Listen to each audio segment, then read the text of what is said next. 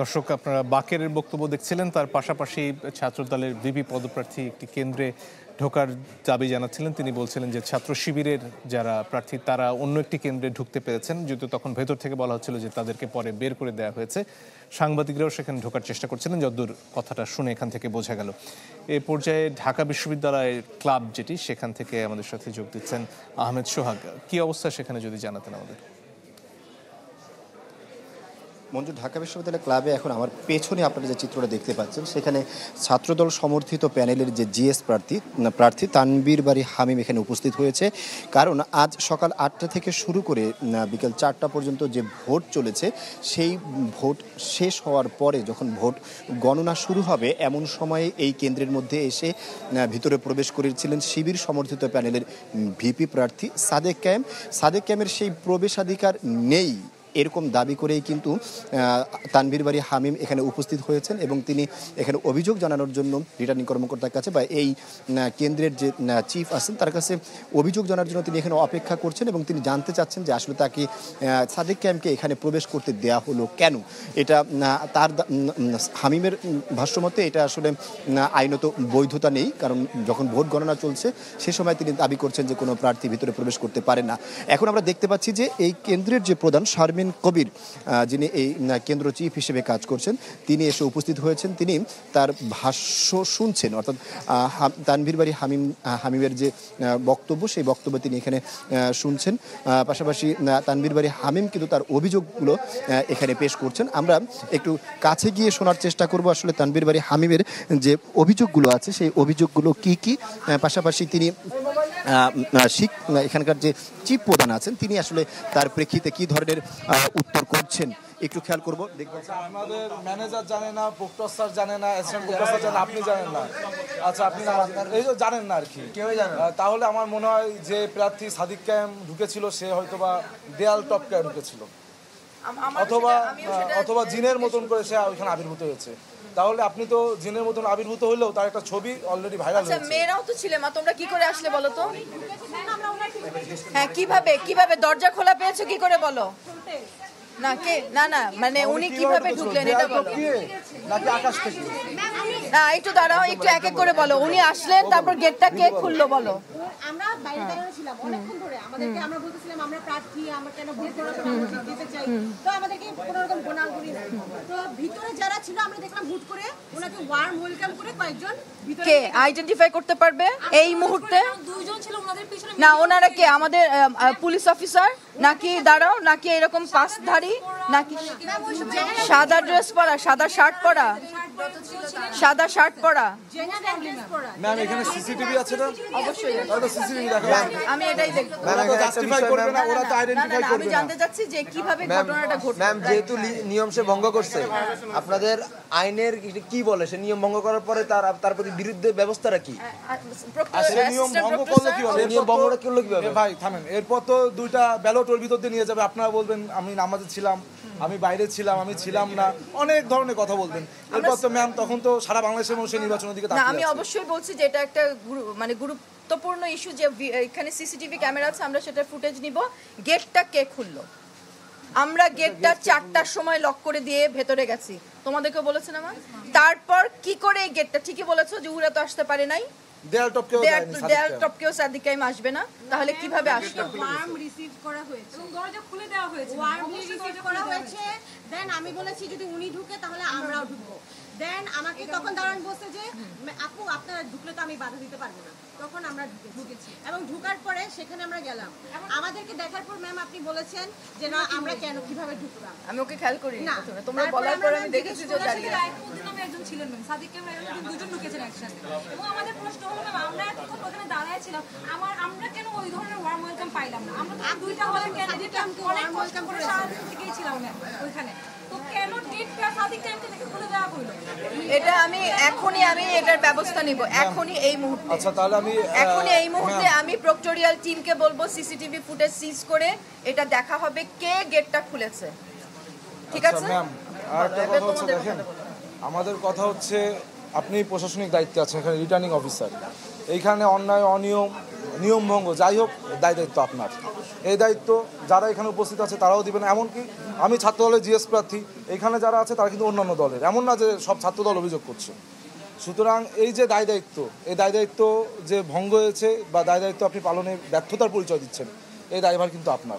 আমি অবশ্যই তো আপনাদের কাছে অনুরোধ শিক্ষার্থী হিসেবে যে আপনারা এমন কিছু করেন না যে ইতিহাসের কাঠগড়ায় আপনাদের দাঁড়াতে হয়। শুনো, এবার আমার তরফ থেকে বলি, আমাদের চমৎকারভাবে খুব সুশৃঙ্খলভাবে সারাদিন ভোট হয়েছে, তোমরা কি দেখেছো? আমরা তো সেটা অ্যাপ্রিশিয়েট করছি। হ্যাঁ, এবং আমি এটাকে মানে খুবই অতিরিক্ত গুরুত্বের সাথে আমি এটা নিলাম। আমার গেট খুললো কে? এটা যদি আমি এটা এখনই ব্যবস্থা এটা যদি নেব। ছাত্র দলে কেউ হতো হয়তো অনেকে মব সৃষ্টি করতো, কিন্তু আমরা তো নিরাপদ ক্যাম্পাস।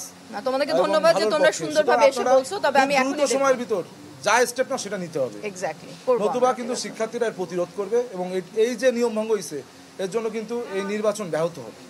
আমি কেননা নিয়ম ভঙ্গ আমরা পছন্দ করি না। আমরা শুনেছিলাম এখানে যারা বিএনসিসি যারা ছিল, গার্লস গাইডের যারা ছিল, তারা নাকি প্রার্থীদেরকে বাথরুমে প্রচারণা করেছিল। দায়িত্বরত অবস্থা এখানে কিন্তু একদম ওপেন স্পেসে তোমরা দেখেছো সারাদিন ধরে কি হয়েছে, তাই না? আইডেন্টিফাই করা হয়েছে, তাকে হচ্ছে তারপর সেটা কি বের করে দেওয়া হয়েছে, কিন্তু সে যতক্ষণ ওখানে ছিল না, বের করে দেওয়া হয়েছে প্রফেসর স্যার। আপনি কি জানেন এটা যে ওকে বের করে দেওয়া হয়েছে একজন বিএনসিসি বা রোভার স্কাউটকে? না, আসেন স্যার, সামনে আসেন। আমার দুঃখ সামনে লাগে, আসেন স্যার। কান্নাও আসে, হাসিও আসে। যাক স্যার, ম্যাম আপনারা এখানে যারা ক্যান্ডিডেট, যারা ভেতরে যারা ক্যানভাস করছিল, তোমাদের কথার পরিপ্রেক্ষিতে সব গেটের বাইরে দেওয়া হয়েছে, কোনো ক্যান্ডিডেটকে রাখা হয়নি। আমি রাইট? এবং তোমরা খুশি কিনা? জি, কোনো ক্যান্ডিডেটকে আমরা ভেতরে কোনো ক্যানভাস করতে দেয়নি। স্যার বিএনসিসি কাউকে বের করে দেওয়া হয়েছে কিনা ওরা যেটা বলবো নাকি? আমি তো বললাম না, রোভার স্কাউট বিএনসিসি কাউকে বের করে দেওয়া হয়নি। বাট ওরা যখন, আমি বলি, ওরা যখন বলছে স্যার এমন হচ্ছে, তখন স্পেশালি গার্লস গাইড এদেরকে সিরিয়াসলি সতর্ক করে দেওয়া হয়েছে এবং বলা হয়েছে যদি প্রুফ পাই, এমন কোনো প্রমাণ পাই, এখানে কোনো গার্লস গাইড রাখবো না। স্যার খুব ভালো কাজ করেছেন, লাউড অ্যান্ড ক্লিয়ার।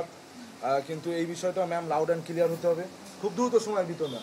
আমি দেখবো যে কিভাবে ঢুকলো, না, ঠিক এইটা আছে? ঢুকে এবং যে তারা ম্যানিপুলেট করে এবং অত্যন্ত শান্তিপূর্ণভাবে সুশৃঙ্খলভাবে এই সেন্টারে ভোট হয়েছে কিনা আমার ক্যান্ডিডেটটাই বলতে পারবে যে সুশৃঙ্খল এবং শান্তিপূর্ণভাবে পার্টিসিপেটরি অ্যাপ্রোচে এই কেন্দ্রে ভোট অনুষ্ঠিত হয়েছে কিনা আমার ক্যান্ডিডেটটাই বলতে পারবে। এবং আমি মাঝে মধ্যে ক্যান্ডিডেটকে নিজে ভেতরে নিয়ে গেছি, যে সমস্ত ক্যান্ডিডেট আসছে তোমরা দেখো, খুব clear, transparent, fair and free and participatory.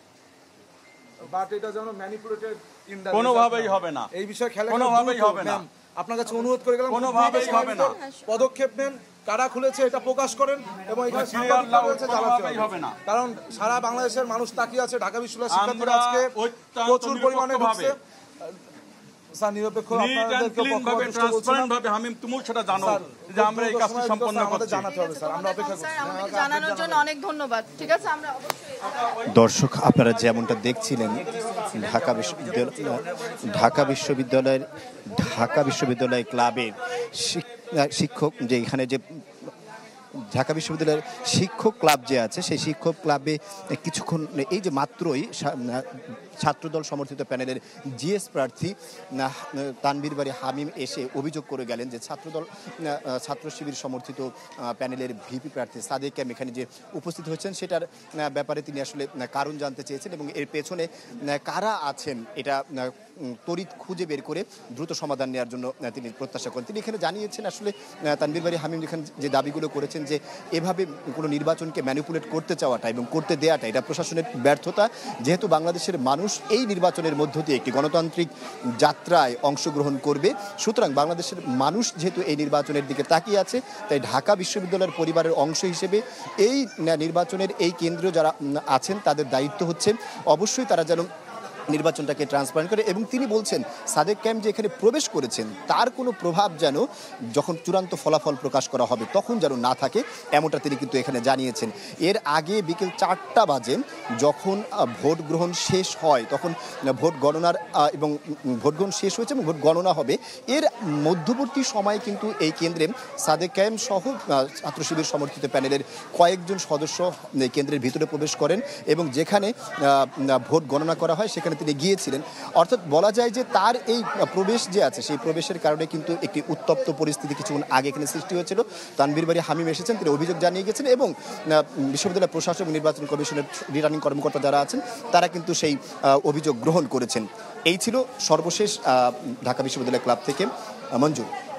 সোহাগ, ধন্যবাদ আপনাকে। ভূতত্ত্ব বিভাগ থেকে এই ফাঁকে আমাদের সাথে যোগ দিয়েছেন এজাজ। এজাজ, আপনার ওখানে কি অবস্থা?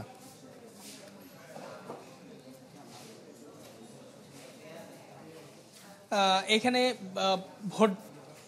ভোট গ্রহণ 15 মিনিট দেরিতে শুরু হয়েছিল, যার কারণে 4:15 পর্যন্ত ভোট গ্রহণ করা হয়েছে এবং এই 15 মিনিট অতিরিক্তে যতটুকু সারাদিনে যে ভোটটি পড়েছে, এই ভূতত্ত্ব কেন্দ্রে মূলত কবি সুফিয়া কামাল হলের শিক্ষার্থীরা ভোট প্রদান করেছে, যার সংখ্যা ছিল, ভোটারের সংখ্যা ছিল 4,443 জন এবং সর্বশেষ প্রিজাইডিং অফিসার আমাদেরকে যেটি জানিয়েছেন, ভোট কাস্ট হয়েছে 2,947, অর্থাৎ প্রায় 3,000 ভোট কাস্ট হয়েছে। সেই হিসেবে শতাংশের হিসাব যদি করি তো 66.32% ভোট কাস্ট হয়েছে। যদিও আমরা দেখেছিলাম যে ভোটারদের যে উৎসাহ উদ্দীপনা, দুপুর 12টার মধ্যেই প্রায় বলা যায় যে 45% ভোট পড়েছিল এবং দুপুর 2:30 পর্যন্ত আমরা দেখেছি প্রায় 65% ভোট পড়েছিল। এরপরে খুব বেশি ভোট পড়েনি।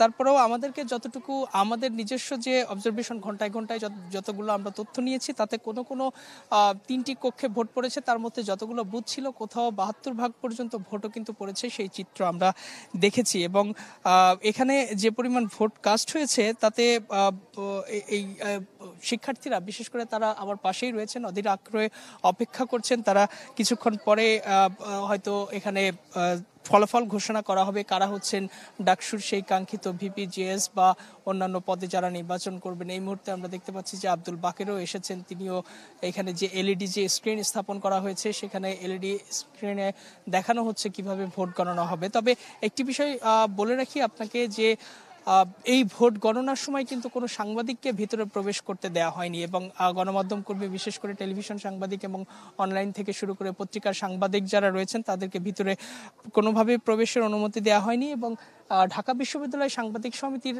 মাত্র 3 জন সেখানে প্রবেশ করতে পেরেছেন। এছাড়া পোলিং এজেন্টের সদস্যরা রয়েছেন, এর বাইরে আসলে ভিতরে কেউ প্রবেশ করতে পারেনি এবং প্রিজাইডিং অফিসার এক অর্থে কিছুটা রূঢ় আচরণও আমাদের সঙ্গে করেছে। অনেক ধন্যবাদ।